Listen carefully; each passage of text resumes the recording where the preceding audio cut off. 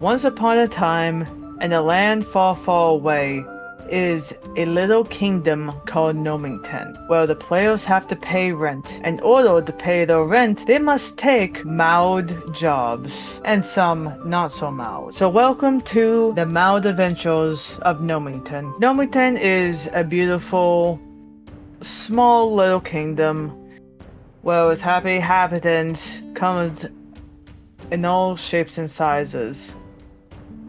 We have little wooden fairies. We have all humans. We have cows and fields. Beautiful bards of all sizes. It is a very, pretty stereotypical fantasy kingdom where the villagers are just a vast, diverse group of people of all species and all spectrums. And in the morning, as the sun breaks through the sky, it covers the land in the beautiful golden rays. We are gonna come with our first player, Mori the Minotaur. Mori has saw darkness for most of his life. Or their life. Because we have no idea if Mori is man or woman, do we? I mean, canonically, no. There's only one way to find out. And we will not find out. So, for most of Mori's... Moo! So Mori has saw nothing but darkness, smelled nothing but dirt, damp and nasty. And then one day, Mori opens his eyes. I'm just calling him just because it's easy. Yeah, that's fine. Okay. Mori opens their eyes and sees something he's never seen before. Light. Colors. Something they never smelled before. Clean air.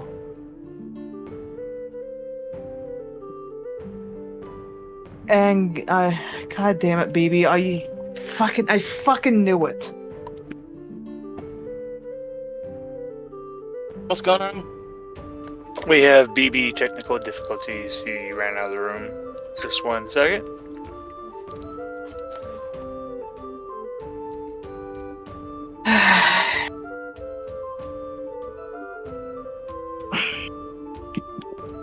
Mori has smelled something they have never smelled before.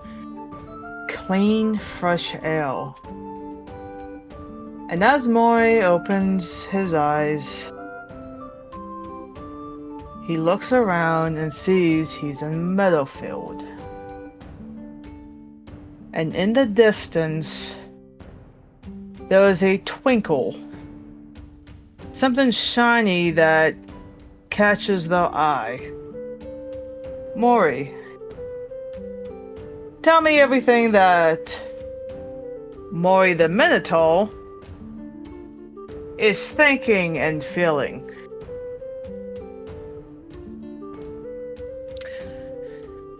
Well, I mean, was this before Mori gets to town? Yes, we're gonna start off with how you guys actually got to town. Okay. Well, after somehow leaving the labyrinth, Mori just kind of was confused, wandering around a little bit, unsure about, grass and trees, things that he'd never seen. And, he quite liked the sunlight. So he would sometimes just lay down in a field and just lay there in the sun. All nice and toasty and not at all subtle. As Mori, I make him 9 feet tall? You know what? Mori, his size keeps changing. It was like 12 feet, then 9 feet, then 8 feet, then... He is whatever Mori says he is. Let me find the...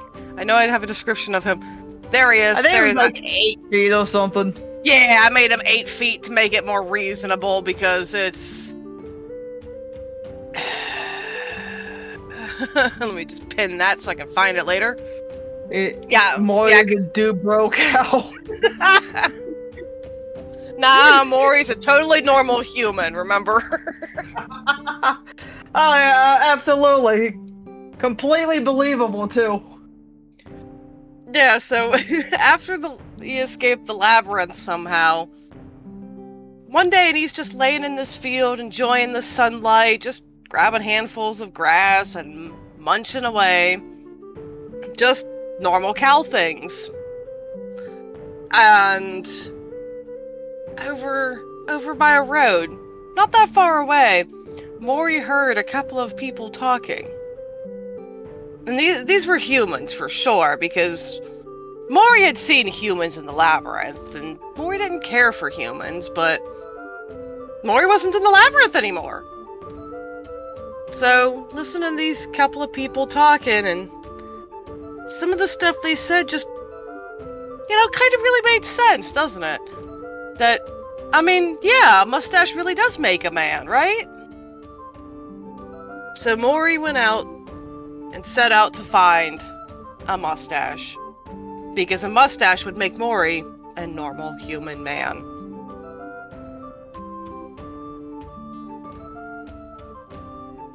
I just need to know, does Mori currently have a mustache? Mori gets a mustache before he gets to town. Okay, please tell me how the fuck he got a mustache, because I have an idea. But since this is your character, I need you to tell me how he got it.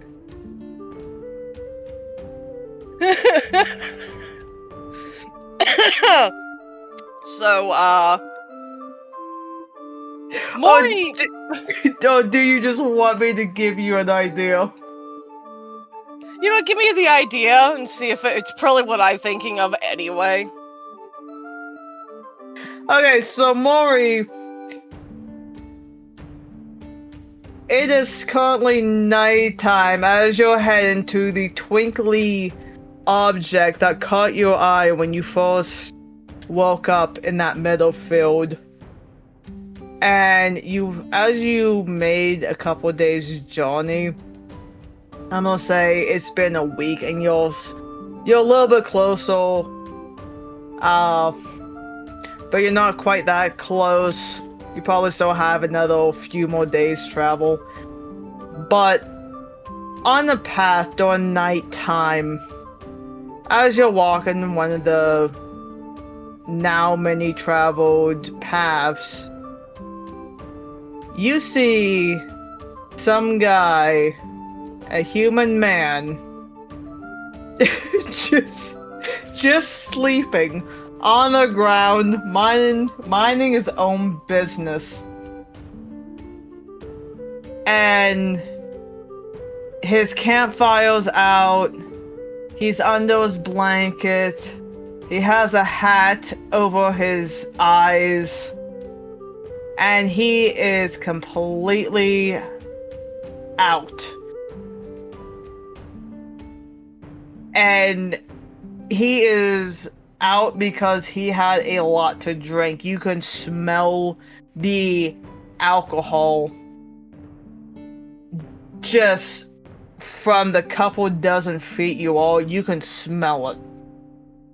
But you notice that this human man has a very long and thick mustache. So you try to be very, very quiet. Can you roll me a quick D20? This is gonna be so funny. But yeah, this is basically what I was thinking. Okay. Hey, it's gonna go better. I just did a D20 plus. I rolled a 15. Okay, this is gonna be slightly less funny, but still pretty funny. So, you try to tiptoe, but as you tiptoe, it sounds like.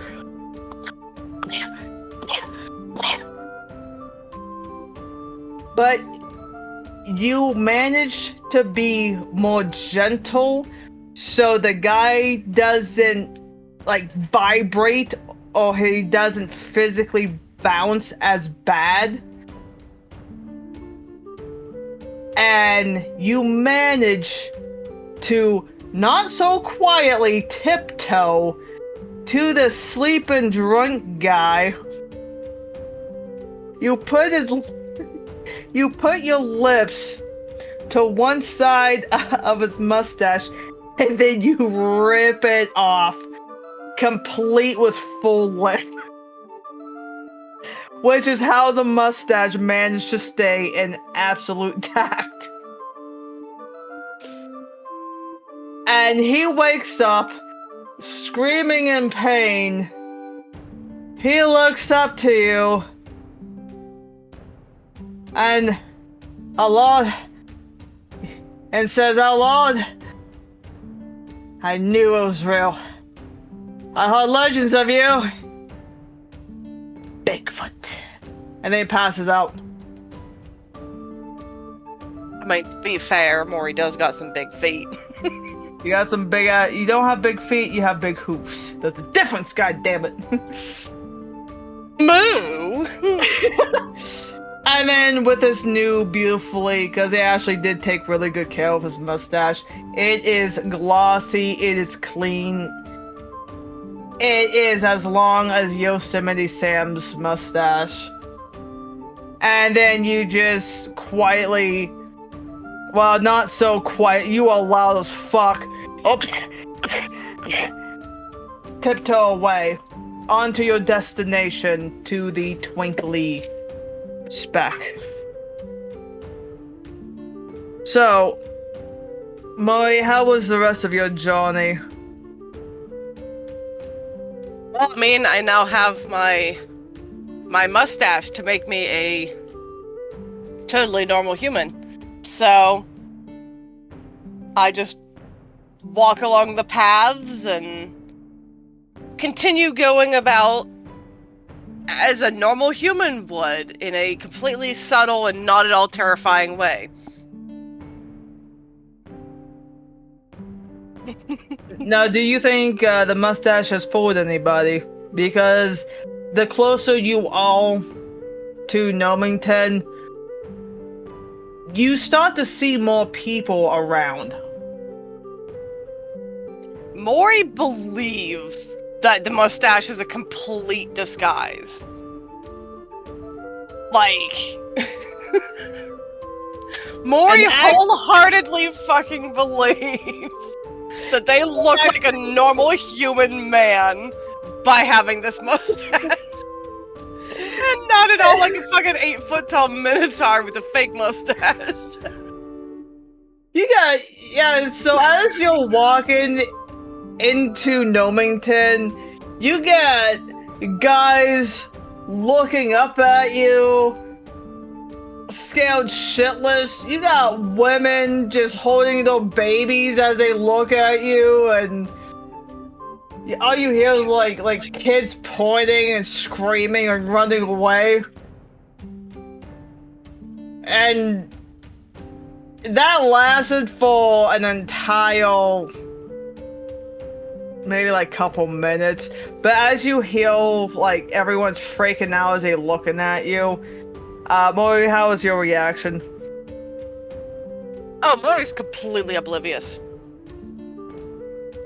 Like, And with Mori's not exactly smart. And you know what? With that obliviousness, you're just standing there for a full 5 minutes with a deadpan look in your eyes, like how cows typically have. And people just stop. It's like, huh. Well, I guess he's not here to kill us or eat our babies, so, alright, nothing to see here, folks, nothing to see here. And everyone's just kinda, they're giving you the side eye and they're just kinda walking around you now. Alright. And so now you are in the beautiful kingdom of Gnomington with a combination. Well, I'm gonna say you're on the outside of Gnomington, so the houses are made out of like mud, dirt, and wood. But instead of just dirt paths, you'll start seeing like cobblestone paths that's leading up more towards the actual inner city. So where would you like to follow the paths in?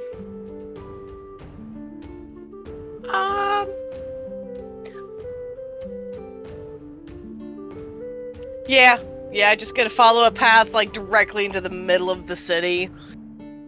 Just Okay, being a because completely if normal you don't, human man. okay, because if you didn't, you can just wander about. Oh, there's gonna be plenty of that, but Mori's Okay. after whatever the sparkling thing is. Mori's looking for treasure. Fail. I mean, like, here's a quick question. For your background, what did you do in the labyrinth the entire time that you was there? And do you have any memories before the labyrinth? Mori was born in the labyrinth, so that labyrinth was always just what he knew. But mostly he would just wander around looking for stuff and stuff people had dropped in their efforts to run away screaming. Chasing a lot of people, not understanding, like, humans aren't bad. It's part of the nature of a Minotaur. He always believed he had to guard the labyrinth, even though that wasn't true at all. Labyrinths are prisons for Minotaurs. But they don't know that because they're not exactly smart creatures. And they just kind of I bet Mori the Minotaur just kind of figured, yeah, this is where I live. This is home. Yeah, pretty much. I mean, if you don't know any better, that's just kind of what you go with. Oh, fair enough. Okay. And then you're going to head up the path, and we are going to now switch off to Shrub, the adorable little shrub creature. Brian. Yep. Yes. So with your background, you have just graduated from university, is that correct? Yes, Shrub's just graduated from the Somnium School of Guardians. Entities from all over the multiverse go. They're children that are chosen because of their gifts, and it can be literally even be imaginary friends can become a guardian, and it's just guardians of different emotions. And right now, Shrub is on a journey to mature more because he is destined to become the new principal and ultimately the new school of Somnium because he's a living dungeon, and become a new multiversal world tree. But for him, he's a flower, so it would be a world flower. But Shrub is still, he's got a long way to go. For right now, he's just the guardian of creativity.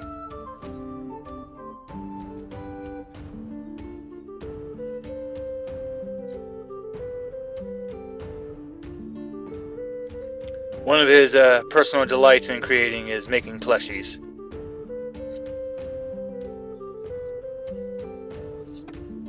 Okay. And I did not know about the plushie. This is a new power Shrub is since he started one of his powers since he's awoken to his actual guardian powers. He has more power over creativity, and one of the things he did for his girlfriend was he made her a plushie. It's a little Shrub plushie.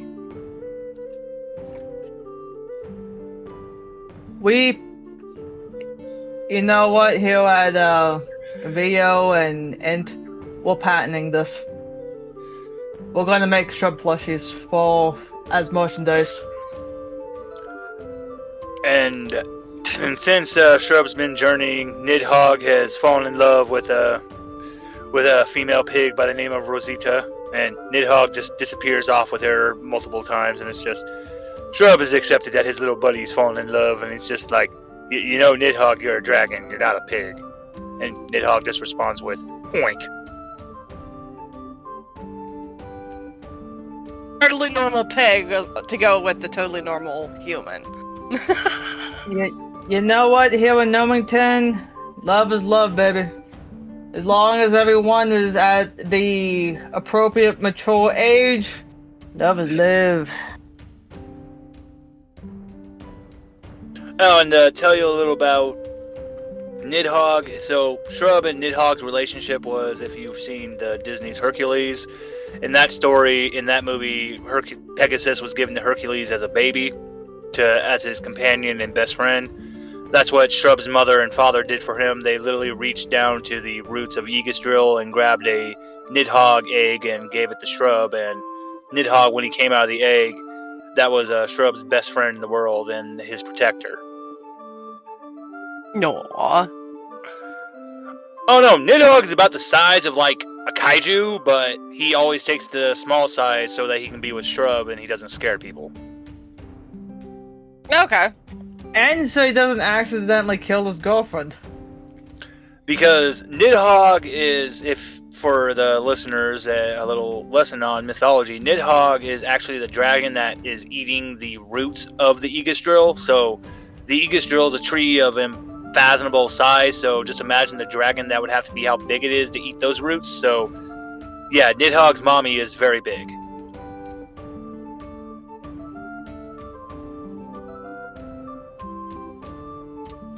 And with this, so Shrub, this is a few days after you got your diploma. You know, your family has congratulated you. They're excited for you to go out and, you know, be an adult. But your family is also very pushy on you to take your proper role, the role that you was destined to take. And with a panic, because you're not quite ready for that, you decide you want to grow as an individual. You decide to leave your home. You leave a nice little note. I'm going to assume, do you leave a note for your family? Or do you just book it? Oh, of course, Shrub leaves a note, but he can still feel the shaking of rage and screaming that's coming from Freya, his older sister. And she terrifies the fuck out of you. Oh yeah, Shrub loves his older sister and his older brother, but they are, of course, some of the most famous people in Greek mythology and Norse mythology. His older brother is Typhon, his older sister is Freya. So, yeah. So with him just leaving, even with a note, with a mother of Yggdrasil and a father of Tartarus, and those siblings, yeah. That's why Shrub kind of bounced multiple different multiverses to find where he is now. So is Shrub lost? Yes. He was lost the first gate. After he left the first gate, he's just I have no idea where I am. He got lost when he went to like this weird store to where it was called like Hastermart, and he was just like, huh, neat. You know what? And Shrub, the one good memory is the ramen made by a giant turtle. He's still wondering how it works with the turtle flippers, but you know what? There's not Don't time ask for questions you don't want to know about. Exactly. So, but yeah, Shrub's he's looking around. He's never really seen a plane like this before. Because even when he was, like, dealing with mortals, he was jumping around in time. So, yeah. So, right now, he's thinking, like, how back to the last point he dealt with humans, he was in the 17th century. And so, Shrub right now is wearing a full-on 16th century French gentleman's outfit. And he has, like, the whole wig and everything, and he's just, alright, I'll definitely blend in with this. Because, hold on, let me show you a little example real quick. It's nice to know he has the same disguise skills as Mori. Shrub yeah, is incredibly smart, but he's an idiot for a real-world sense. Alright, so let me get this, because Shrub's thinking like he is totally just blending in, and oh my god, we are going with this one. This is even better than the last time I did this with Shrub canonically. So this is the outfit he's wearing. My god, I'm showing this. So yes, that is the outfit that Shrub is wearing, and like even Nidhogg's got like one of these hats on as well, and Shrub's just, all right, we look good, Nidhogg, we look good. All right, buddy. Now, just put your best foot forward, and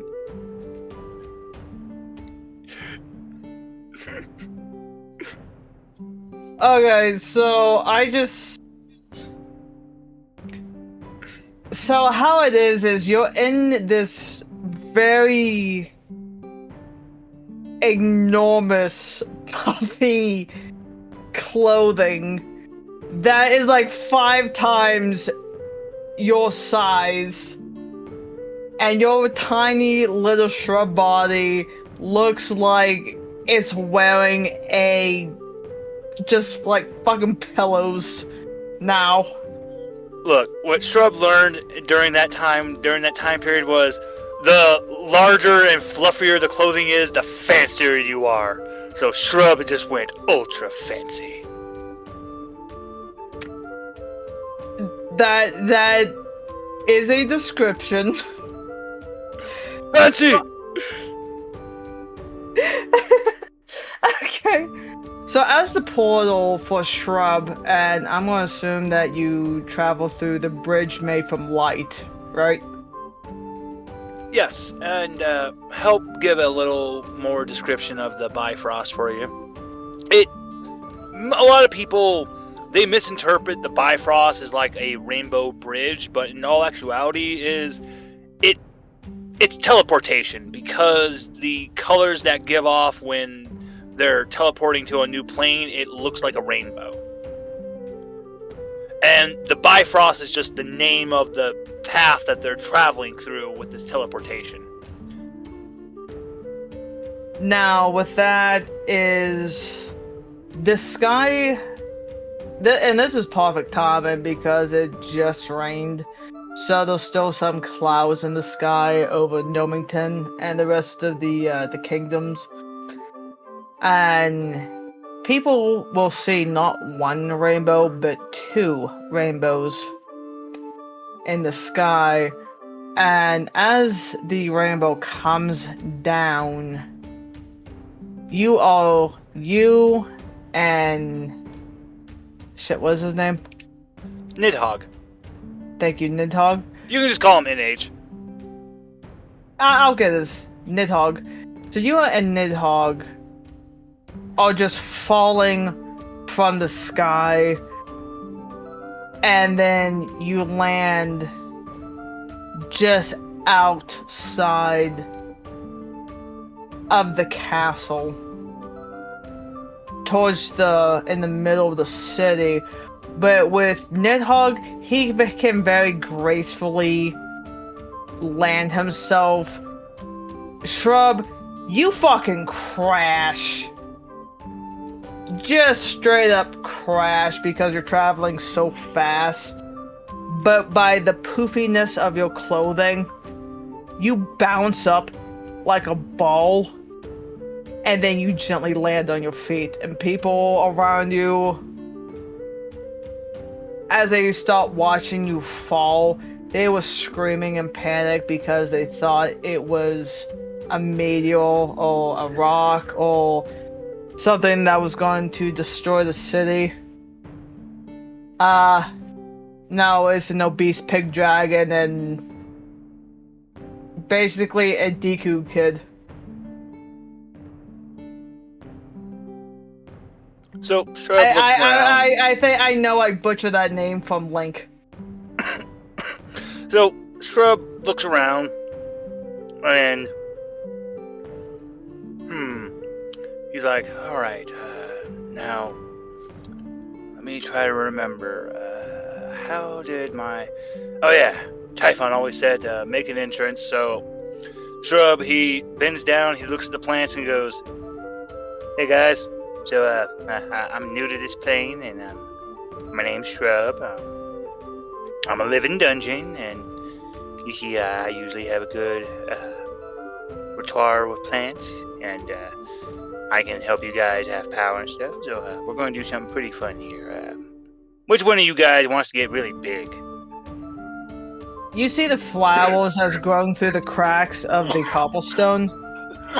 Just kind of, they bend as if they're looking at each other.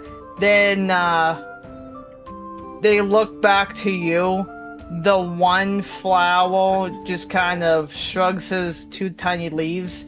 The other one raises other tiny leaf. Perfect! You see one that was trying to, but the bigger one smacks him upside the head like it's a mother trying to discipline a child. Like, don't you dare go with that stranger. And yeah, you have one tackle. So, this is when Shrub goes, all right, perfect. That's all I needed. So, Shrub claps his hands and his body erupts in a purple, massive, glow of, lightning bolts going off of his body. And because that's just how his power illuminates from a purple glow. Because that's his guardian power. Because he's also wearing a gold little crown around his forehead that is kind of a light purple and just purplish pink. And that's his guardian band that's around his head.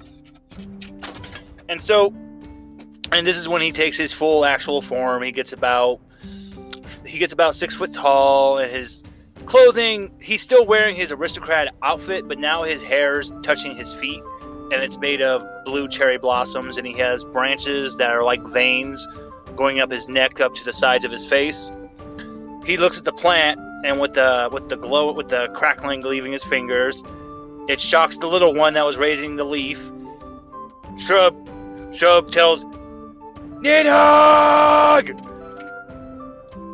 And Shrub casts Catapult on both of his feet, so it and see, here's the thing, is Catapult normally, for any D&D rules heads, with what Shrub is doing, he's not casting it on his feet, he's casting it on his shoes. Because shoes weigh less than a pound, and that causes him to shoot in the air. Nidhogg becomes about the size of maybe a tenth of his real size, but even then, that's probably about the size of Gnomington. And Shrub jumps on his tip of his nose, flies up as the flower just shoots into the sky, growing larger and larger. Shrub jumps on the top of the petal, and he reaches into his kimono and he pulls out his Eldritch Cannon. Because Shrub is an artillerist artificer, meaning he can make guns. Real fast, I need you to roll me a d20. Happily.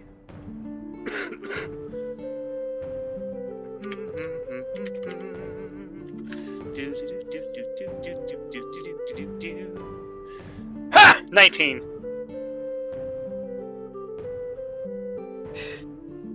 Okay. Well, the good news is this is not going to be painful. So with all of your shenanery, not only, like, people, when you first landed, people was giving you the side eye because they don't know what you are, they don't know what you want. But because Gnomington is a very progressive kingdom, they try not to judge. But when you did all of that magic and cannon, all of that, you have panicked people to hysteria. And you are currently in the air on Nidhogg's nose. You see a massive lightning bolt shoot up from the ground from the kingdom itself, and stopping just a few feet from you, you see what looks like a human man with short brown hair, a little bit of a shadow, and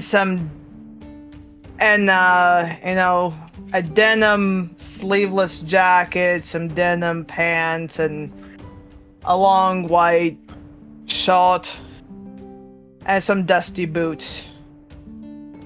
And he's looking at you and says, "Hey there, fella. Like, I know you're new in town, but you best cool it. You mind parking your,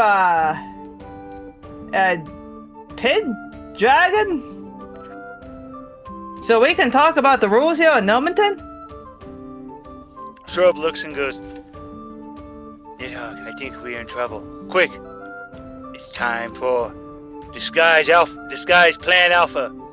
Shrub puts a mustache on and puts a mustache on Nidhogg. You see, the mustache on Nidhogg is still way too fucking small. So it just looks like a little blackhead on Nidhogg tip of his nose, but it's a mustache. Well, And the man can obviously see it. So when Nidhogg shrinks down and Shrub get down, Shrub's wearing a obnoxious, like, aristocrat, like, Frenchman with a twirl mustache, and so is Nidhogg. Is Nidhogg also wearing an aristocrat outfit? Yes.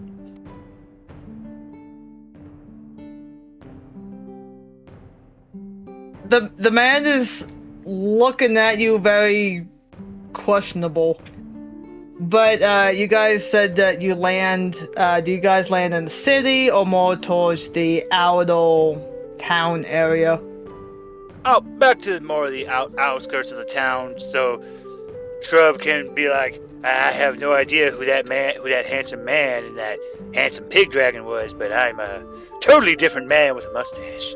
And so is this handsome dapper pig. Okay, so the man that shot out from the lightning, he just immediately lands right next to you. And is he back to shrub size or tall shrub size? Oh, he went back to small size again. Alright, so the man's gonna look down at you and says, "Well, yeah, you're definitely new around these parts. I have never seen you before. Well, anyway, my name is Danny. And what's your name, fella?" Well, hello. My name is Shrub, and I'm kind of taking a sabbatical from my family, and this was kind of the farthest place I could find. I'm totally not lost.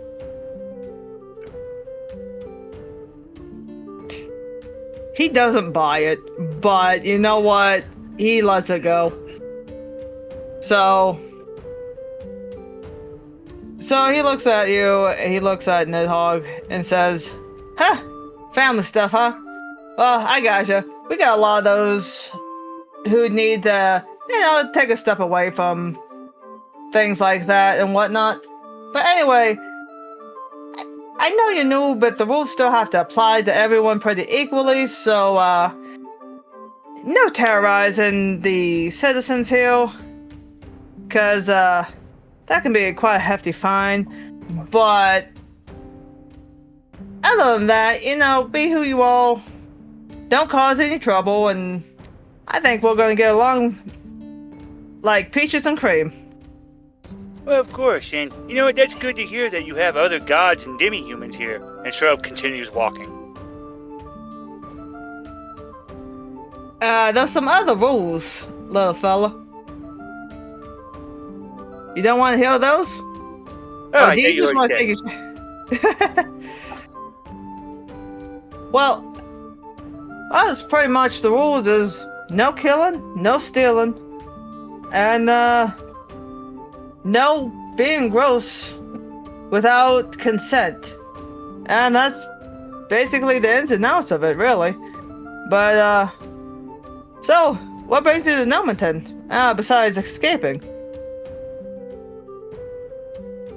Well, you know how it is. You have parents that are omnipotent gods, and they're part of the multiverse, and they're expecting you to live up to your destiny, and you just graduated school, and it's like, but I really don't want to take up my mantle as a world flower yet. I'm not ready for that kind of responsibility. I mean, look what happened to my labyrinth. I lost my minotaur. There's just been a cow there. I still don't understand how nobody's noticed the cow, but yeah, but anyway, just trying to not have to with those mantles. Real fast, we're gonna get a quick.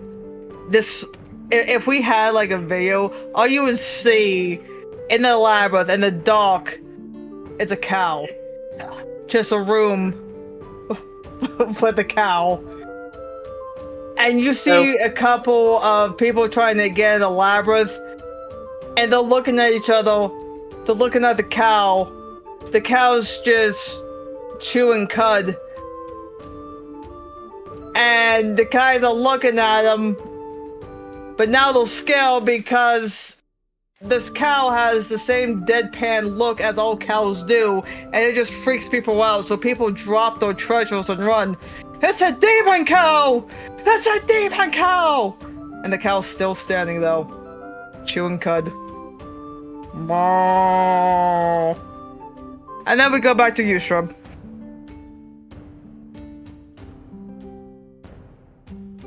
We'll head over to Mori.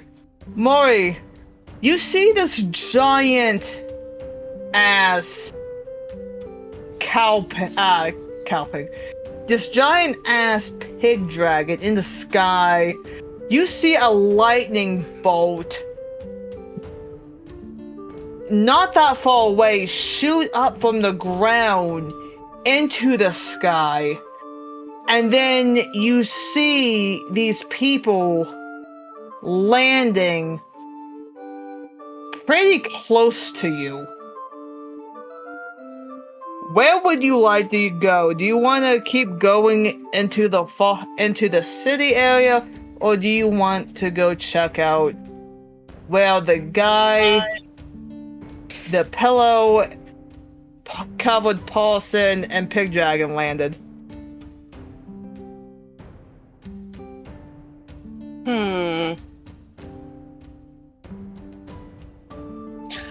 I'll think I'm gonna head over towards the pig dragon, because that looks way more interesting than whatever random treasure is in this weird town.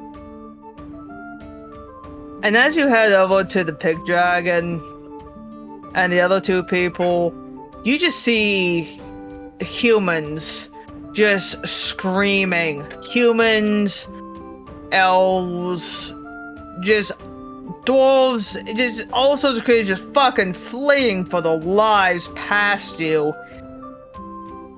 And you walk over to see a human, as I previously described, what looks like a human anyway, and a little tree creature that looks like That kind of looks like he's wearing a pillow version of MC Hammer pants. And a pig person also wearing aristocrat MC Hammer pants. What was your reaction to this? Mori's just gonna assume it's normal. Mori has no fucking context. Like, all the people he's passed has been so varied that he's got no context for what normal actually is. So he's just gonna assume all of this is normal. And with that, you see the human-looking guy look up at you. And then down to the tree creature, then back up to you. He looks down at the tree creature, and then you hear what says, about that Minotaur you said that you lost, is this the one? And he points at you, Mori. So, Shrub looks at Mori, he narrows his eyes, just staring at him. It's just uncomfortable for a second, then Shrub goes, "Nah, man, I'm sorry, but that is clearly not a Minotaur. That is a human with a magnificent mustache. You do not know Minotaurs because Minotaurs cannot grow mustaches." Huh. Well, I don't know a thing about Minotaurs. Well, not really. But, you know what? I never really thought that they could grow facial hair. They're all pretty hairy, though, in every other aspect. But anyway, so, hey, big fella. The guy's looking at you.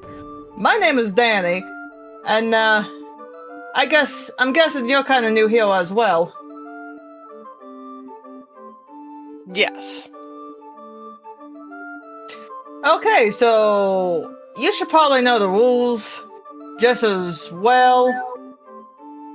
So basically, no starting panics, public panics, no stealing, no killing, and no doing anything gross to someone else without their explicit consent. And, well, that's pretty much it, really. We have a pretty peaceful life here in Gnomington. Now, you fellas and Pig, you guys want me to show you around a bit so you're not lost or starting trouble? Nidhogg he looks and then, just like in our Discord chat, a tongue just comes out of his mouth and he just goes, "Oink." Okay, Nidhogg, yeah. He says, yeah, we'll go. And you big fella? What's your name? Mori? Muri? Huh. Now that kind of sounds awful familiar, like I heard it before. But anyway, so we got Shrub, we got, Muri? And, I'm sorry, so, what is your pet's name? I'm looking at you, Shrub. Shrub actually goes, "Sure, this is my best friend. His name is Nidhogg. He's my best Oh, friend." Nidhogg. Okay, my apologies, Mr. Nidhogg. Oink. He says he likes you. Well, I like you too, fella. Alrighty, so let's do a quick little tour before I have to start my shift. Of course. Hold on, let me just give something to Nidhogg real quick. Nidhogg, hold these for me. He reaches into his coat and he pulls out two weird-looking revolvers. He goes, "Nidhogg, hold these for me, buddy." Nidhogg looks at both the revolvers, spins them around super quick, and then just drops them into the two holsters on the side of his hips. Where he got the holsters, no one will ever know. Oink. We also have a never mind that policy. Sometimes you just don't want to know the answer. As I found out. But anyway, come on, fellas. So, Danny's gonna walk around, and he's gonna point out, Mori, do you also follow the Danny tool? Yeah. Alright, so you guys are following Danny, and Danny's pointing out different bakeries, different obelisks. There's some local schools in the city. There's a retirement home, a hospital. Those little shops. Those are the essentials for a city to run. And there's a nice little coffee place as well. And the tour isn't... Since it's still a city, it does take a little bit of time, but... You know, you guys get the essential of the basics of what is located well, and everything is pretty easily laid out for you. And as a couple hours pass, as you guys are just walking, and he's pointing out different ways to travel, is like, well, as you guys can tell, walking's always free, but if you ever gotta get someplace in a hurry, another cheap way to get places is sometimes people will give payback rides for 10 coppers, and sometimes you have a person driving a buggy and a horse. That's 20 copper. Sometimes it's just a person with another person pulling a buggy. That's 15 copper. Or you have to do some long distance, and I'm talking about really long distance. Well, it's not really physically possible to get there otherwise. I suggest you take a teleportation still. That's, well, that's a full gold right there. But, oh, here we are. And if you fellas ever need some line of walk done, this is my tavern here. It's kind of a central marking in the city. So if you guys ever need some food, some information, some jobs, well, here you go. Speaking of which, I should probably open up. It's about lunchtime right now. Danny pulls out a key and he unlocks the door. But he doesn't push it open. The door is going to expand open. And it's going to mold big enough to allow him, Nidhogg, Shrub, as well as you, Mori. So if you guys want to get a free lunch, it's on the house for me, since you guys are new to the area. Maury's gonna look at the roof and wonder why there's food on the roof. Huh? Dan's gonna look up. It sees the grass. Oh, no. That's not food. I highly recommend you don't eat that. It's a special type of grass.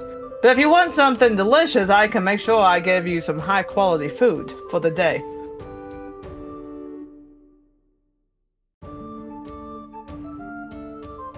Okay. He takes a breath of relief. What about you, little fella? You want to come in for a treat? I don't know what tree people eat, or pig dragons eat. So you have to let me know. Actually, I'm a living dungeon. And most people get it. Most misinterpret it. It's because as living dungeons, we have to have an avatar for our cores. And Shrub's giving him now a fucking biology lesson on living dungeons as he's walking inside. For comedy's sake, does this include the buds and the bees? Yes. But that is much more information than I ever wanted about living dungeons. But you know what? As my mom says, more knowledge is better than none at all. Well, you see, most people, they always thought Yggdrasil was just a tree, and they didn't realize she's a living dungeon, and she's my mommy. And my dad is Tartarus. He's the one that keeps all the big monsters inside and stuff, but he does have a body as well because he's a living dungeon. And yeah. Things sure are funny on that multiverse. Yeah, you know gods. I mean, it's definitely been a while since we had gods here, but yeah, we did have them, so you hear some stories here and there. So Danny heads to the back. You see, the tavern is the inside is made of wood, nice big tables, round, square, rectangle. It has different booths as well. And he heads to back of the pub area. He goes to the kitchen and he comes back out with a giant bale of hay on a giant bell plate for you, Mori. Where would you like to sit down?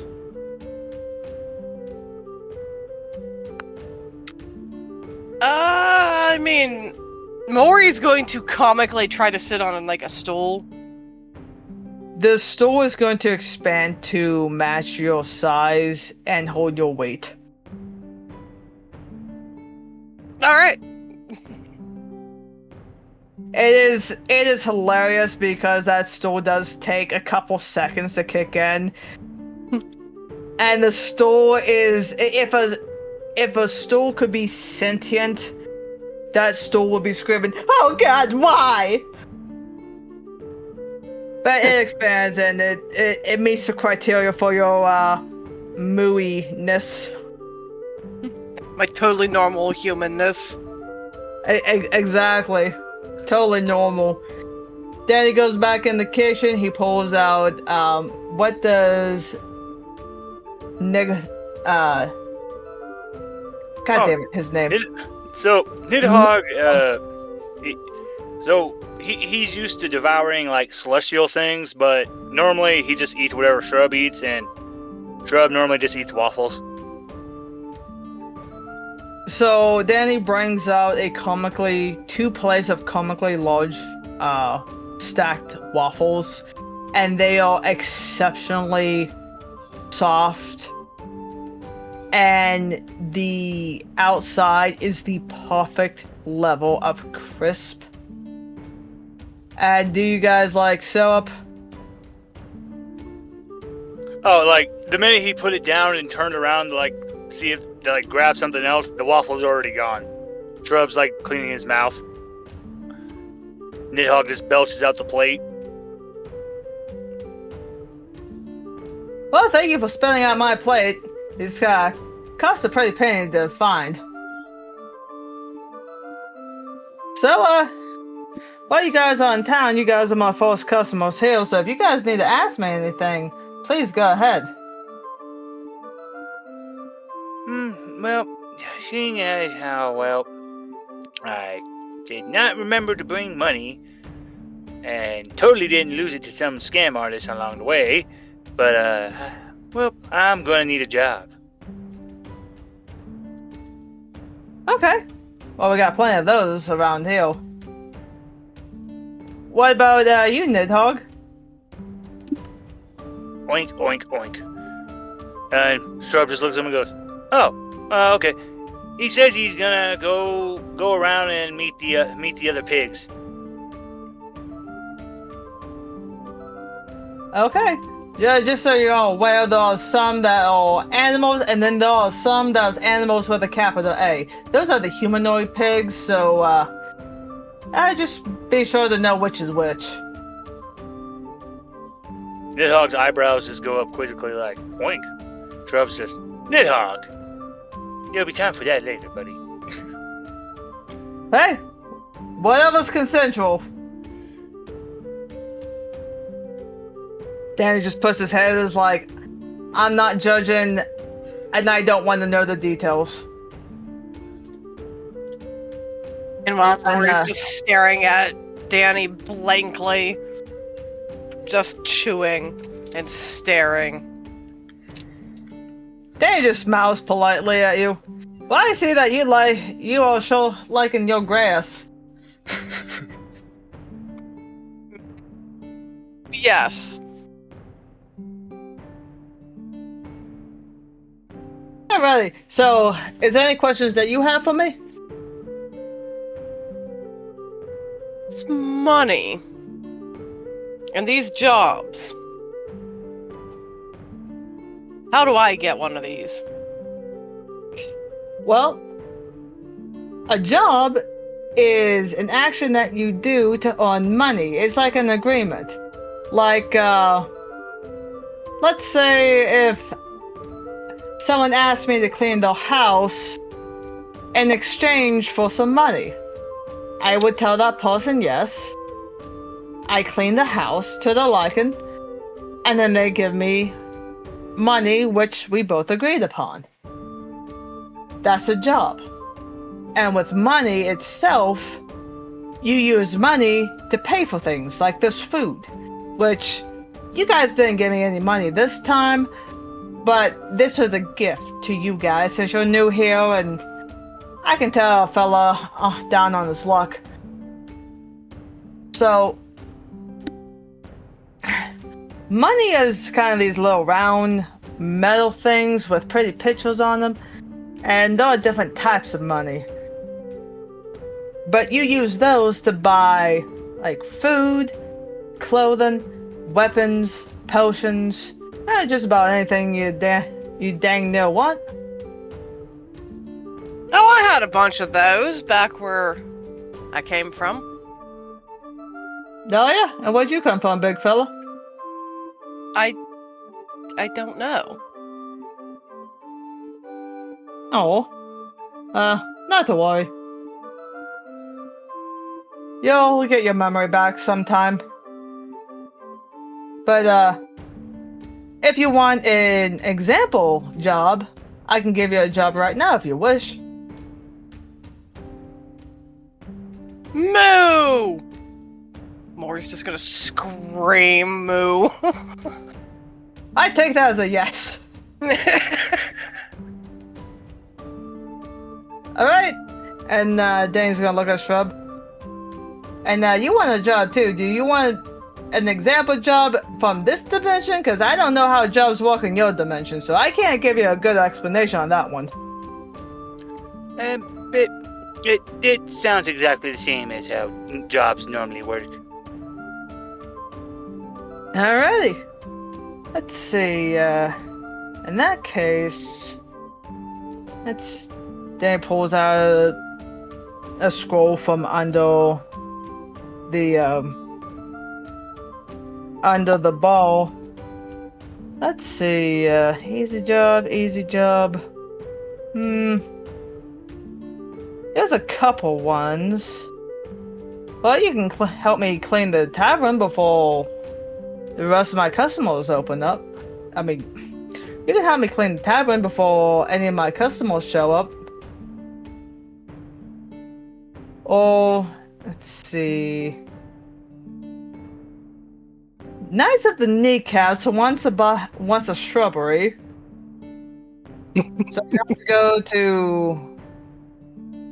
So you have to go to a nursery for that one. There's the Witch's Oven. You can help Lucy the Witch make some cakes and breads, because her bakery's gonna open tomorrow, and she could use a couple hands or paws or hooves or whatever you got. There's a bunch more, but I figure these ones are pretty easy for now. Oh, wait. Here's another one. Let's see, here's a pet finding for Mrs. Wellington. Oh, she lost her pet again? Well, Mrs. Wellington, she lost Miss Snuggles. Now, Miss Snuggles was last seen in the berry fields. And she did give me the squeak toy to try to lure Mrs. Snuggles back. If you guys want to try that. Now, these are pretty easy jobs. They pay about, 100 coppers. Mori's gonna get excited about the berry fields one, because Mori loves berries. Alrighty. I'll put you down for a berry field. And what about you, Shrub? Do you want to go with Mori, or do you want to get a different job? Shrub's gonna go with the cat. Shrub's like, the cat sounds interesting. Though, never said it was a cat. But, yeah, you're gonna want to have this, Danny bends down and he hoists this giant, massive, squeaky rubble toy that's the size of a full-grown human man. And he just drops it on the table in front of you, and all you hear was a giant...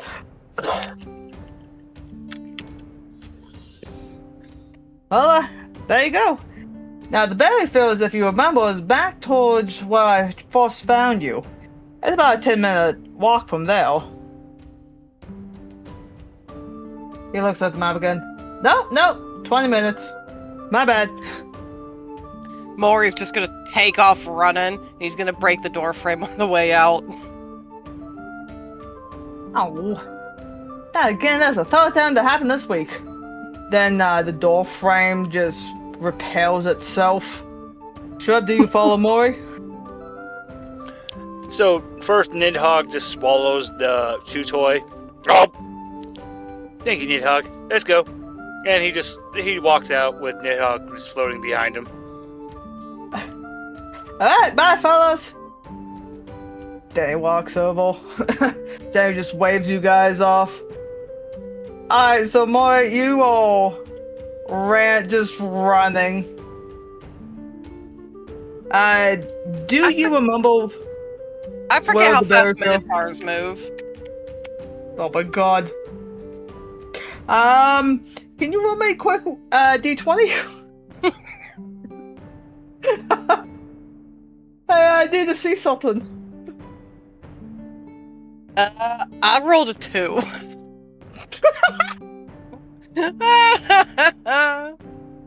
Okay. So you are rampaging through the fucking city. People are screaming. People are screaming and diving out of the way. And because you're running, everything in your path is just exploding. Like buggies, food carts, someone screaming, "My cabbages!" And everyone's just quickly, like, throwing the children and loved ones out of the way. And it is a mess. No one dies, but it is a mess. And Shrub, are you chasing? Are you running behind Mori, or are you flying, or what? How are you following?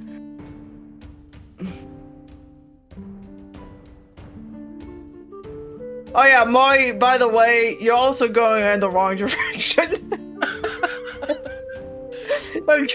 You're going in the completely wrong direction, by the way.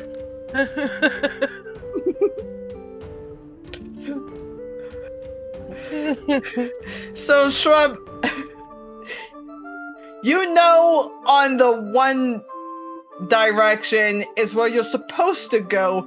The complete opposite is where Mori went off to. What do you do?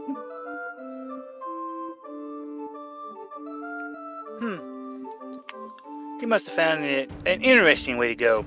Shrub's just gonna go the right way. Okay, the right way as the, to the berry field? Yeah. Okay.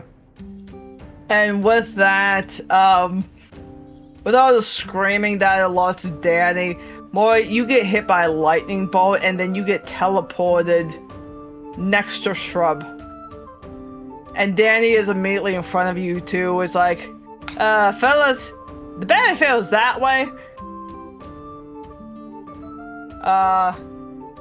And he points in the correct direction. Turns around. Oh, whoops. Alright, so you both got lost.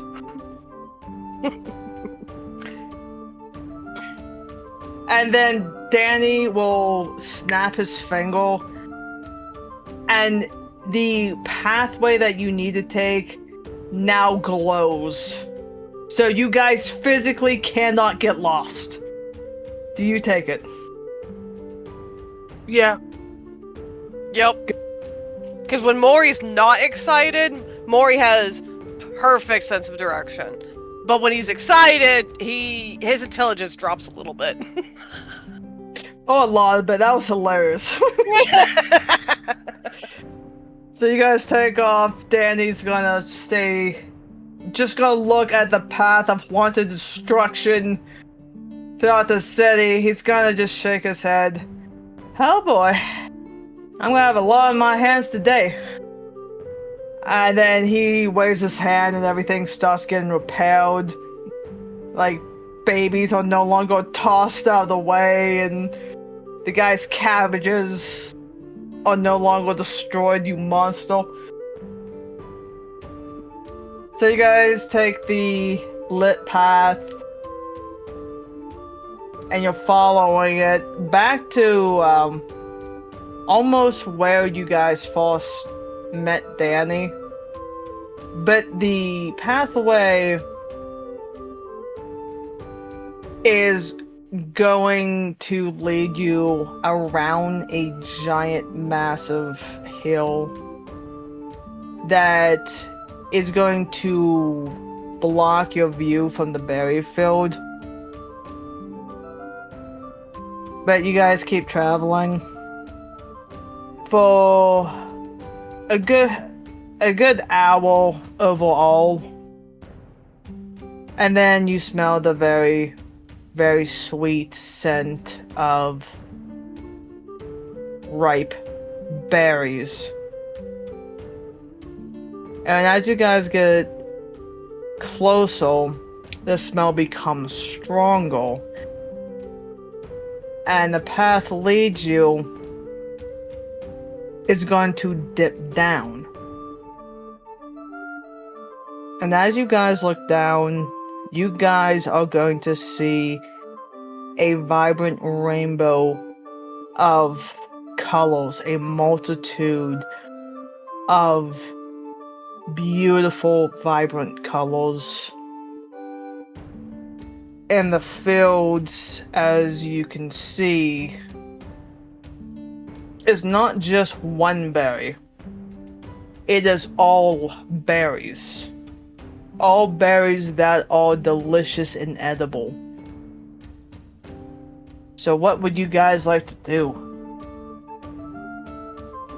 Mori's just gonna run face first into all the berries and just start eating.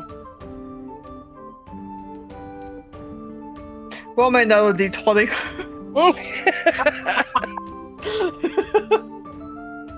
13.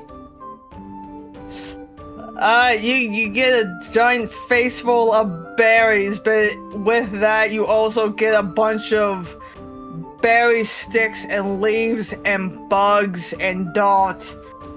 And all you hear is a squawk! Crunch! But for the most part, you get the sweetest, ripest, juiciest berries of all kinds. Shrub, what would you like to do while Mori's just murdering the hell out of these berry bushes? Shrub's gonna start looking for signs of what he's supposed to be trying to find. He has Nidhogg burp up the big ass chew toy.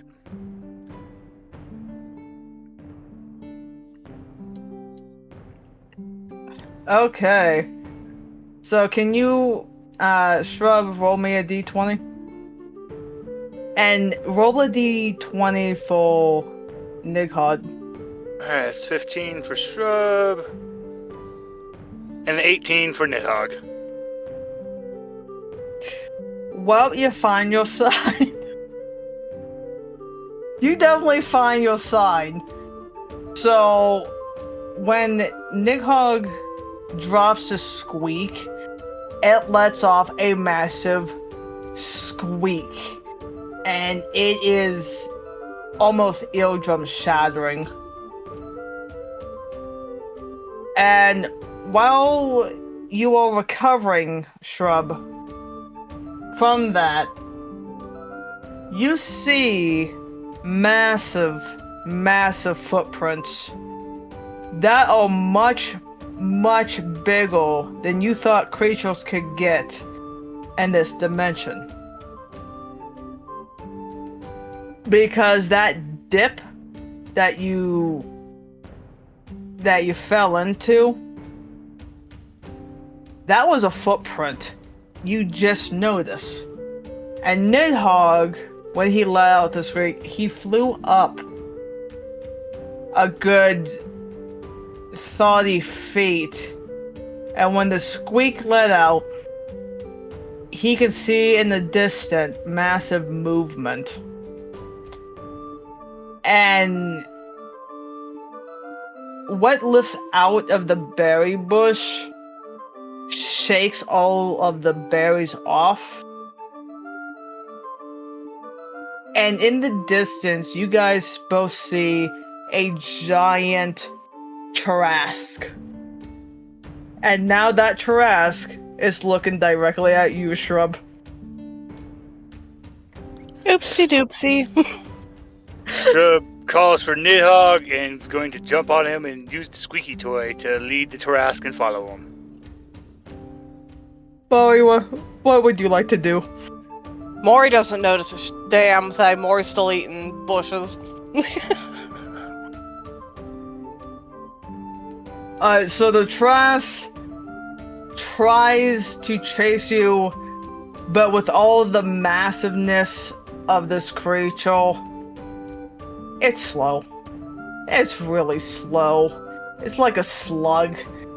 So this Tarrasque is kind of like inching his way over to you, but its tail is wagging. And with that, Brian, roll me a D20.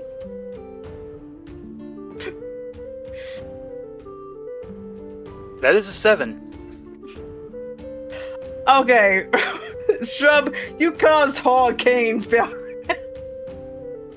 You caused the village behind the Tarrasque to deal with hurricanes. Thank you. You destroyed the whole goddamn village. But because people know it's a Tarrasque, they're not too angry at you because they understand there's nothing you can do. So while people are shaking their fists at you while hanging on for dear life, they're happy to see you leave. So the Tarrasque is now following you back into the city. Mori now notices that there's something going on. Is like, wait, hold on. Mori, your body is actually fucking getting launched off the ground as the Tarrasque footsteps us every time a Tarrasque steps down. And I just see your dead soulless eyes going wide even for you.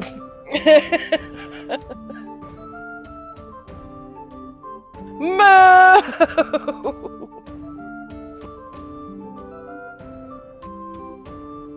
Mori's gonna take off after them from a safe distance. Oh no, because here's the thing. How it is the Tarrasque is still a pretty good distance from you guys.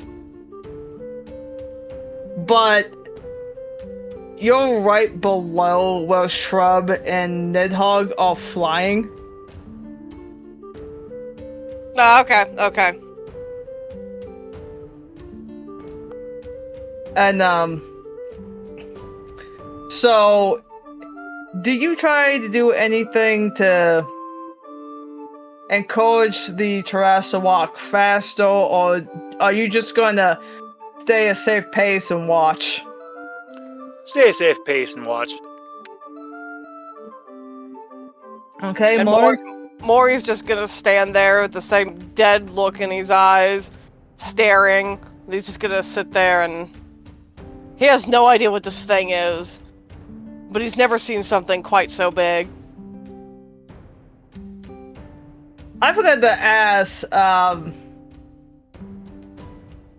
before you guys took off, did you even get the address for Mrs. Wellington? Well, Mori sure as shit didn't. No, Shrub's just gonna run around saying, Miss Morrington! Miss... Oh my god, I need both of you to roll me a d20.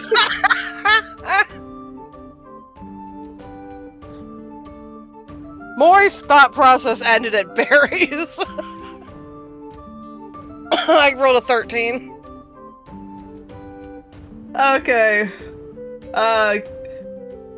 Brian, you have to roll twice for, once for Shrub and once for Nidhogg.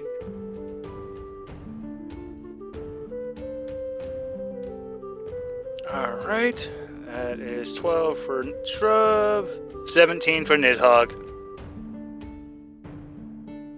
Okay. So... so Mori, since your mind's still on berries, as you're walking away, staying close to Shrub, you're just arm sweeping more berries in your massive arms as much as you can, and you're just eating them as you're running. Shrub, as you're yelling Mrs. Wellington, it does pick up the attention of other people. And now other people are trying to find Mrs. Wellington, and with Nidhogg, his size itself definitely attracts the attention of people, because people are running closer to hear what the hell's going on, and now they're able to hear you, Shrub, calling for Mrs. Wellington. So you guys are leading the trash closer to the city with no idea where to go, and you guys are about to cause massive damage. And it looks like the city is about to be destroyed when you hear a little old lady go, "Oh, Miss Snuggles, you got out again. Oh, naughty, naughty Miss Snuggles. Come here, baby girl. Come here." And, you guys will look to a direction at a very, very small old woman. And she's gonna look at you, Shrub. "Oh, thank you, sweetheart. Can you hand me her squeaky toy now? Now that I have her attention." Shrub's gonna drop it next to her. Oh, she catches it in one hand. "Come on, sweetheart." She squeaks it in one hand. "Come to mama." And you guys see the Trask just roll on his back and kick his not so little footies in the air. Come. Come. These lovely kids has helped me find you. Come here. The trash rolls back on his belly and goes over to Mrs. Wellington. "Go home. You've been bad. Go home or no snacks." Then you guys see the trash will call its tail between its legs and just, quietly go, not so quietly, go home. "Take your squeaky toy." She throws it with ease. The Taras, Mrs. Snuggles, catches it in her teeth and still just goes home. Aww. And she looks at you guys. "Aw, thank you, kids, for helping me get my precious little Miss Snuggles." How much am I paying you again?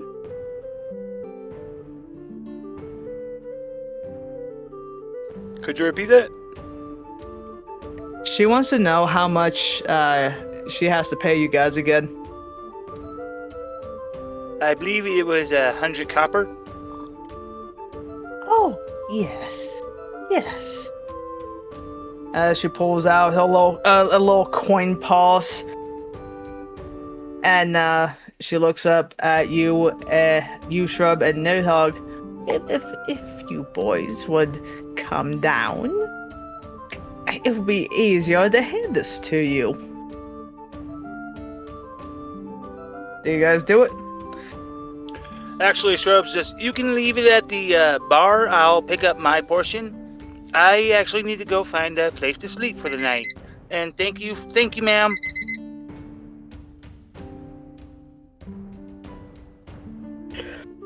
Oh, of course. And what about you, dearie? She's looking at Nidhogg. Nidhogg just looks at is like, oink. Yeah, he's gonna come. He's gonna be coming with me. We gotta find a place to sleep tonight. We'll make sure to collect our payment at the bar. Thank you again. Oink. Well, if you boys need a place to sleep, you can ask Danny for a room. I can cover the cost for you in addition. I didn't know such polite boys will without a roof. My, I can't let that happen, can I? You know what? I will happily just take the cost of the room as my payment. Thank you. Aw, you're such a sweet young man. Okay, and I'll leave a little extra something just as gratitude, because not everyone is so fond of Mrs. Snuggles. You guys still see this trash really big and sleeping next to this old decrepit farm in the distance. She's rolling on her back, her little legs are kicking up as she's eating the squeaky toy. She looks at you, Mori. Mrs. Wellington looks at you oh my, you're a big young man. I see someone has been eating the vegetables. Do you want your reward? Or shall I only pay for a room for you as well? Maury's finally finished off the armful of berries. He just looks at her with this dead look and he licks his nose. Aw, you're the strong and silent type. Here, give me your hand and I shall pay you. Stick my hand out and still licking my nose and giving her that dead-eyed stare. She this. I love that you said that. So Mrs. Wellington, she pushes her hand out to your. Do you have hands or hoofs? Can you repeat? Hands. You have human hands? Yeah. Oh yeah, you're mental. Yeah. Okay, so this really teeny tiny little coin purse. She opens the top. She holds it upside down, and then an ungodly amount of large copper pieces fall out. And the amount of pile of copper coins that falls out does not make sense with how teeny and tiny this little coin purse is. And so she dumps out 100 copper pieces into your hoof or your hands. And she shakes it out as she puts it back. And she says, "There you are, young man. And as a special thank you, I will pay for a room for you as well. Danny's such a nice young man. He takes such good care of us. I figure it's the least I can do. And she waves you guys off as she very slowly makes her way back to her farmhouse. But if you guys watch her, in the blink of an eye, she's gone.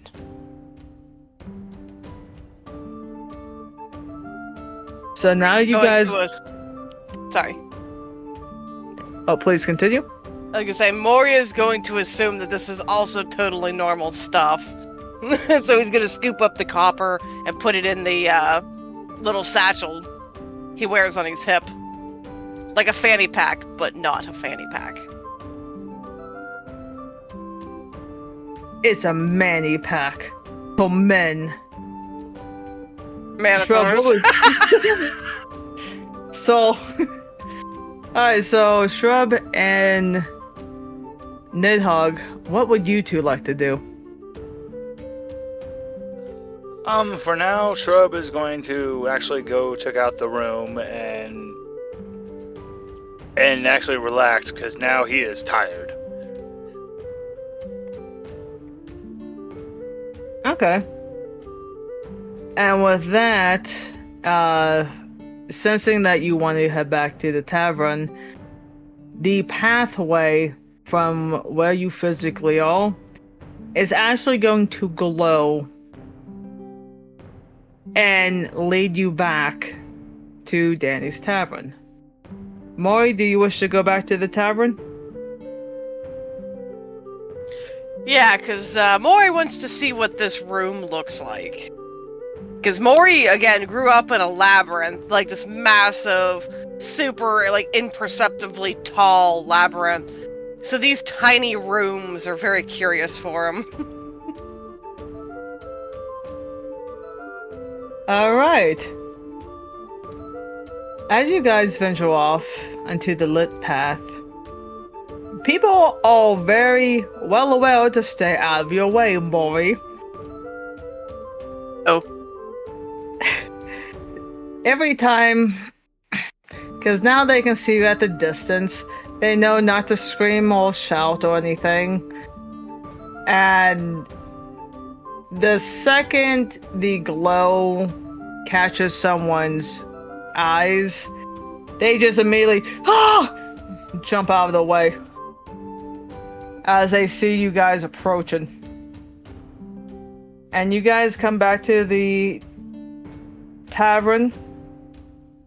The door will stretch open to fit you both. And Shrub, are you riding Nidhogg in? Or are you guys both walking? Oh, Shrub's gonna be polite. He's there. He's gonna be walking now. Okay. So, yeah, so the tavern stretches as big as it needs to accommodate everybody. And you see that the tavern is now full, completely full of different people, different races. You see dishes of food flying and levitating around, getting to the correct tables, and mugs are refilling themselves, and Danny's behind the is behind the counter. He sees you three and he waves, "Hi, fellas! I'm guessing you guys did pretty well on your first job."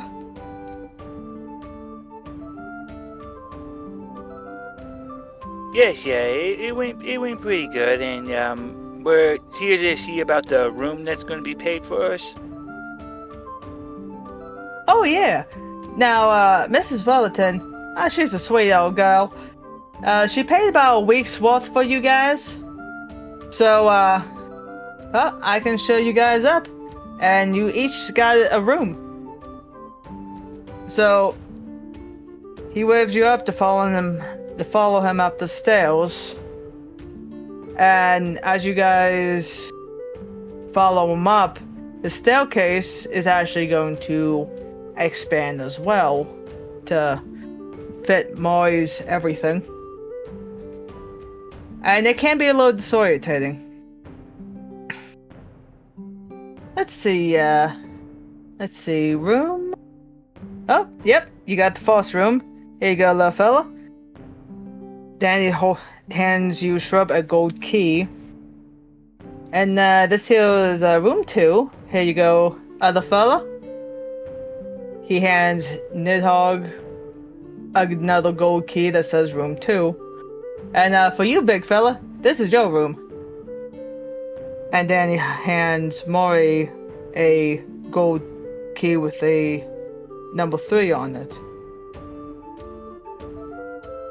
Well, it has all your necessities in there, and I hope it's to your liking. These rooms have a kind of a tender taste to try to meet people's specific needs and all. So, hope you guys like it. Just try not to break or eat anything that you shouldn't. Because, indigestion is not the funnest thing to deal with, especially when you got a full day ahead of you. But, if you need to use the key, it has to be it can only walk for the person that I hand them to specifically. So you guys can't go into each other's rooms unless, you specifically invite each other in. Then that's allowed to a point. But other than that, these rooms are yours for a week. So relax, have fun, enjoy. And if you need anything, don't be afraid to give me a holler.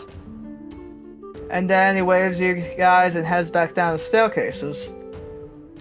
And you guys see down the hallway, you guys can't see an end. So, what would you guys like to do? Would you like to go in your rooms, or would you like to try to head down the hallway? The endless hallway reminds Mori of home. I yawn for the labyrinth. What about you, Shrub? Oh, Shrub is dead. Shrub's going in his room, so is Nidhogg. Alright. As you two simultaneously put the keys in and turn it, you guys put your hands on the doorknob. You see this glow that surrounds the door to your body and then back to the door. And Shrub, as you open your home, or as you open your room, it is your ideal room. Everything you've always wanted in a bedroom, with different accommodations. You see that you have a bathroom with a hot tub or a spring. You have a little kitchen area.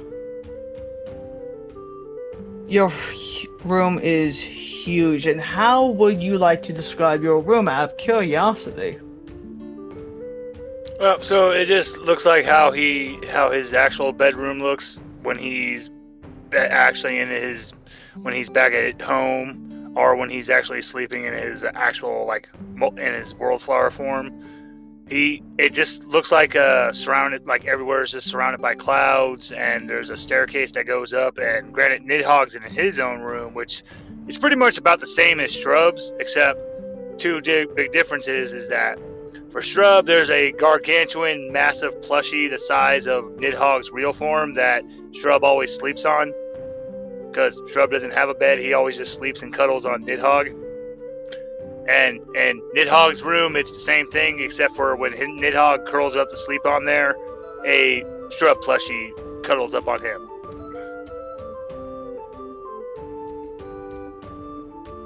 That is beautiful. And how do you guys want your bathrooms and kitchen areas to look? So since it has the aesthetic of looking like it's just on a gargantuan leaf on an impossibly large tree or flower, It's literally just like a God, what is it? One of those endless pools that's like on a leaf. Like the water, it doesn't make sense where the water goes, but there's like a little hot spring inside the leaf, and Shrub just looks over, gazing out into the endless cosmos. Beautiful. And Nidhogg has the same thing? Yep, exactly the same. Alright, Mori. Do you want to explore the endless hallway, or do you want to explore your bedroom? The endless hallway gives Maury some comfort. So he's just gonna turn in for the night, so he's gonna head into his room.